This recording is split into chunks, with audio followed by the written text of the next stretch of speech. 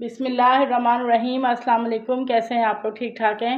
ہماری دعا ہے اللہ پاک آپ کو ہمیشہ خوش رکھے، ہنستا مسکراتا رکھے۔ تو آج کی ریسیپی ہم نے بنائی ہے زبردست قسم کے آلو کے اور بریڈ کے سنیکس، یا آلو اور بریڈ کے نگیٹس بھی کہہ سکتے ہیں۔ ہم نے کیسے بنائے تو چلیں چلتے ہیں ریسیپی کی طرف۔ جی تو یہ سنیکس بنانے سے پہلے سب سے پہلے ہم نے 3 سلائسز لے لی ہیں۔ دیکھیے وائٹ بریڈ ہے، آپ چاہے تو براؤن بریڈ بھی یوز کر سکتے ہیں اس کی جگہ پر۔ اس کو ہم تھوڑا سا دودھ ڈال کے سوک کر لیں گے، لیکن دودھ بس اتنا ہی ڈالنا ہے جتنے میں ہماری بریڈ سوک ہو جائے۔ بالکل اس بیٹر کو، اس بیٹس کو بالکل نرم نہیں کرنا ہے۔ بس دیکھیں تقریباً آدھی پیالی کے قریب ہم نے اس میں دودھ ڈالا ہے۔ اس کو تقریباً ہم چھوڑ دیتے ہیں 5 منٹ کے لیے۔ بریڈ کو سوک کرنے کے بعد ہمارے پاس یہ تقریباً 5 آلو ہیں میڈیم سائز کے۔ اس کو ہم اچھے سے کدوکش کر لیں گے۔ ان کو بالکل بھی ہم نے میشر سے میش نہیں کرنا ہے، اس کو ہم نے کدوکش کرنا ہے تاکہ ہمارے سنیکس میں یا اس کو ہم نگیٹس میں کسی بھی طرح کا گٹلی نہ آئے۔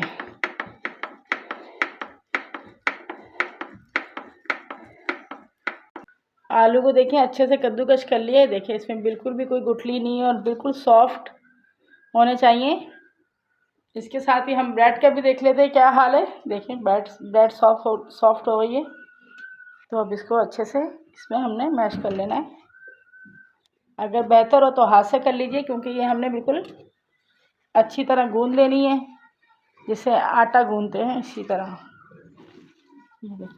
یہ تو دیکھیں بریڈ بالکل سافٹ ہو چکی ہے، یہ دیکھ سکتے ہیں۔ تو یہ بہت زیادہ دیکھیں اس میں آپ کو دودھ بھی نظر نہیں آ رہا ہے، لیکن یہ بالکل اچھی طرح مکس ہو چکا ہے اس میں۔ تو اب ہم اس کے لیے اب اسٹفنگ تیار کرتے ہیں ان سب چیزوں کی۔ جی تو ہم نے ایک کڑاہی میں تقریباً 2 ٹیبل اسپون آئل ڈال دیا ہے۔ آئل ڈالنے کے ساتھ ہی ہم اس میں ڈالیں گے 1 چمچ ہمارے پاس ادرک لہسن ہے، یہ ڈال دیں گے۔ انہیں اچھا سا تھوڑا سا فرائی کر لینا ہے تاکہ لہسن اور ادرک کا بہت زبردست فلیور آ جائے۔ اس کے ساتھ ہی ہمارے پاس پیاز ہے 1 چھوٹی سائز کی، یہ ڈال دیں گے۔ پیاز کو بھی ہلکا سا اس کے ساتھ سوتے کرنا ہے۔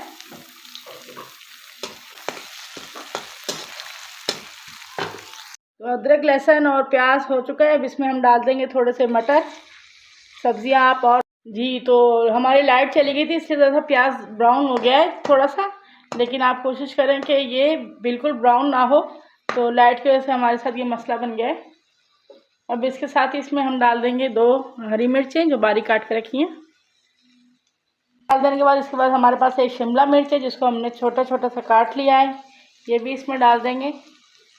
اسپائسیز جو ایڈ کریں گے اس میں اس طرح کے آدھا چمچ ہمارے پاس نمک ہے، یا ٹیسٹ کے حساب سے ڈال سکتے ہیں۔ 1 چمچ چلی فلیکس، تھوڑی سی ہلدی ٹیسٹ کے حساب سے۔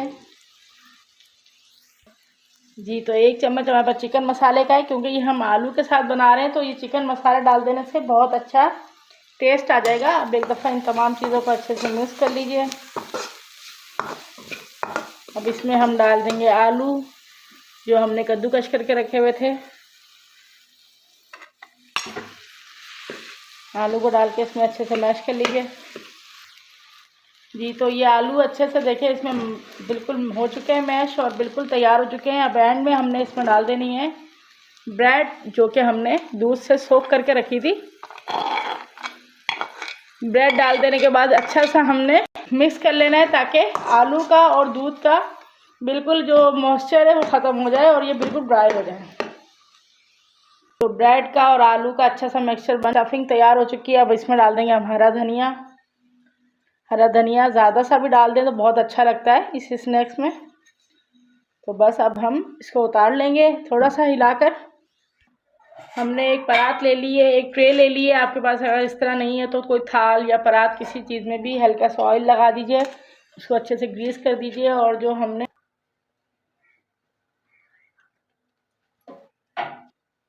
تو یہ اس میں ہم نے ڈال دیا ہے۔ اب اس کو اچھے سے ایک دفعہ پھیلا لیں گے بالکل برابر، تاکہ یہ ٹھنڈا ہو جائے اچھے سے۔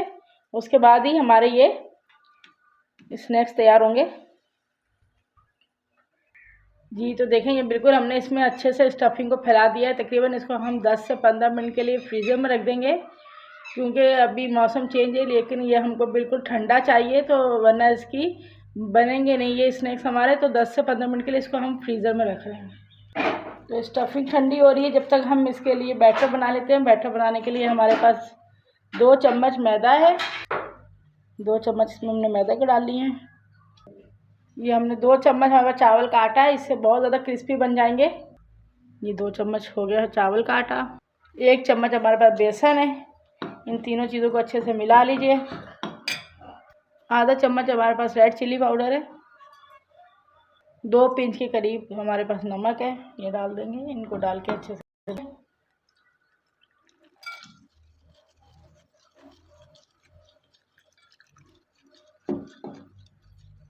जी, तो बैटर बिल्कुल रेडी हो गया है। बस हम जी, तो स्टफिंग बिल्कुल अच्छे से ठंडी हो चुकी है, बिल्कुल ज़बरदस्त। अब इसके हम स्लाइसेस काट लेंगे, आप जिस शेप में भी काटना चाहें। जी, तो आप देख सकते हैं ये हमने डायमंड शेप में इसको काट लिया है। आप जिस शेप में भी काटना चाहें, इन तमाम की हमने इस तरह कटिंग कर ली है। अब इसे फ्राई करते हैं। छोटा सा जो हमने डायमंड पीस काटा था वो उठा लेंगे उसको, और उसको पहले कर देंगे हम मैदे के और इस बैटर में। अब इसके साथ ही हम इस पर लगा देंगे ब्रेड क्रम्स में रख देंगे, और इसको अच्छी तरह ब्रेड क्रम्स लगा देंगे। देखिए इस तरह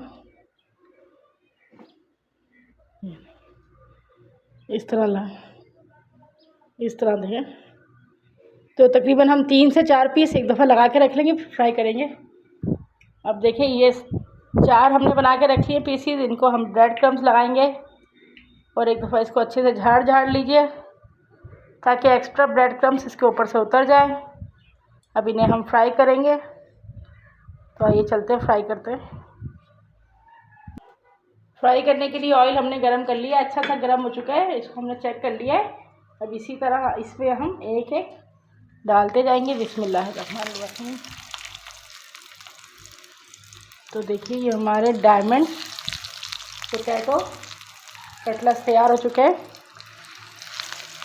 ये खाने में ही बहुत लाजवाब है, और रमज़ान में ब्रेड के साथ ये होता है कि हमारा काफ़ी टाइम बच जाता है, क्योंकि ये बहुत जल्दी इंस्टेंट तैयार हो जाती है।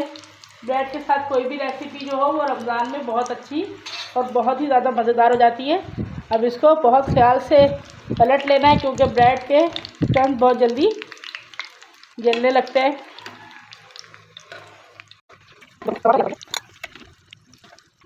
जी, तो ये देखें फ्राई हो चुके हैं बहुत अच्छे से गोल्डन, बहुत ही क्रिस्पी और बहुत मज़ेदार। आप इंशाल्लाह इसको रमज़ान में बनाइए अपने बच्चों के लिए, घर वालों के लिए। तो ये आपको रेसिपी इंशाल्लाह बहुत पसंद आने वाली है और बहुत जल्दी बन जाती है। तो बस अब हम इसे फ्राई हो गया है, निकाल लेंगे। बिस्मिल्लाह। तो हम बाकी जो हमारे पास है नगेट्स, इसको इसी तरह फ्राई कर लेंगे। जी, तो देख सकते हैं कि हमारे डायमंड्स कटलेट्स तैयार हो चुके हैं। नगेट्स भी कह सकते हैं, कटलेट्स भी हैं, ब्रेड के और आलू के, बहुत ही ज़बरदस्त। अगर इसको आप इंशाल्लाह अफ्तार होने वाली है, तो अफ्तार में हम इसको खाएंगे और देखेंगे कैसे बनते हैं। वैसे ये बहुत ज़्यादा मज़ेदार बनते हैं। अगर आपको हमारी रेसिपी पसंद आई हो तो प्लीज़ इसे लाइक कीजिए, अपने दोस्तों में शेयर कीजिए, और हमारे चैनल को सब्सक्राइब नहीं किया है तो सब्सक्राइब कीजिए। अपनी दुआ में याद रखिए। अल्लाह हाफिज़।